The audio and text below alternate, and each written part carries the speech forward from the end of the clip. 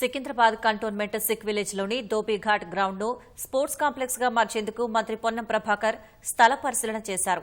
303 కోట్ల రూపాయలతో ఈ గ్రౌండ్ ను రాష్ట్ర ప్రభుత్వం తరపున అభివృద్ది చేస్తున్నామని తెలిపారు. ప్రభుత్వం యంగ్ ఇండియా స్పోర్ట్స్ యూనివర్సిటీని పెడుతుందని, ఎలివేటర్ కారిడార్ కి కూడా శంకుస్థాపన చేస్తున్నామన్నారు.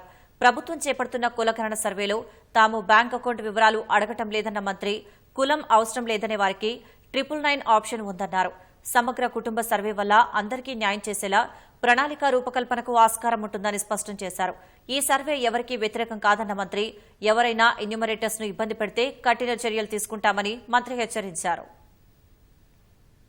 తెలంగాణ ప్రభుత్వం చేపడుతున్నటువంటి కుల సర్వేలో ఎక్కడ కూడా మేము బ్యాంక్ అకౌంట్ నెంబర్ అడుగుతలేం. ఎవరన్నా బ్యాంక్ అకౌంట్ నెంబర్ అడిగితే ఇయ్యకండి. బ్యాంక్ అకౌంట్ ఉందా లేదా అని అడగడం తప్పు కాదు. సెల్ ఫోన్ నెంబర్ అడుగుతున్నాం, అది కూడా కుటుంబ పెద్ద ఒక్కరిదే. కులం మీరు చెప్పదలుచుకోకపోతే 999 ఆప్షన్ ఉంది, కులం చెప్పకండి.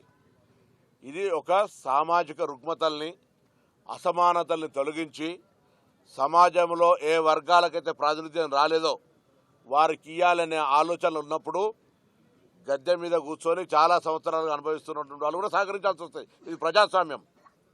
నేను అట్లనే పెద్దగానే ఉంటా, ఇంకోటి దిక్కు కూడా రానియమని అంటే ఇబ్బంది అవుతుంది. కాబట్టి ఇవాళ సర్వే జరుగుతుంది. ఈ సర్వే ఎవరికి వ్యతిరేకం కాదు.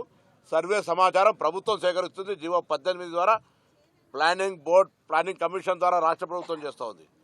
దీని మీద కన్ఫ్యూజన్ చేసే ప్రయత్నం చేస్తున్నారు. వాళ్ళందరికీ హెచ్చరిక చేస్తాను, ఇది మంచి పద్ధతి కాదు. సమాజంలో ఎవరైనా ఎమ్యూనరేటర్ పట్ల అసభ్యంగా అంటే దురుసుగా వ్యవహారం చేస్తే వాళ్ళ మీద చర్యలు తీసుకుంటాం. ఎన్యూమరేటర్లు కూడా పోయిన దగ్గర ఇంటి వాళ్ళతోటి ప్రభుత్వ ప్రతినిధులు చాలా జాగ్రత్తగా మాట్లాడారు. వాళ్ళు కూడా పొరపాటు చేస్తే వాళ్ళ మీద చర్యలు తీసుకుంటాం. కానీ సమాచారం ఇవ్వకపోతే నీ ఇష్టం. అది దానికి సంబంధించి ఎక్కడ కూడా ఇబ్బందికరంగానో లేకపోతే ఎక్కడ ఏం సంబంధం లేదు. అరే రేపు పొద్దున పేదోడు అని తెలవాలి, అర్హత ఉన్న ప్రకారం అందరికి న్యాయం జరగాలని ఆలోచనతో చేస్తాను.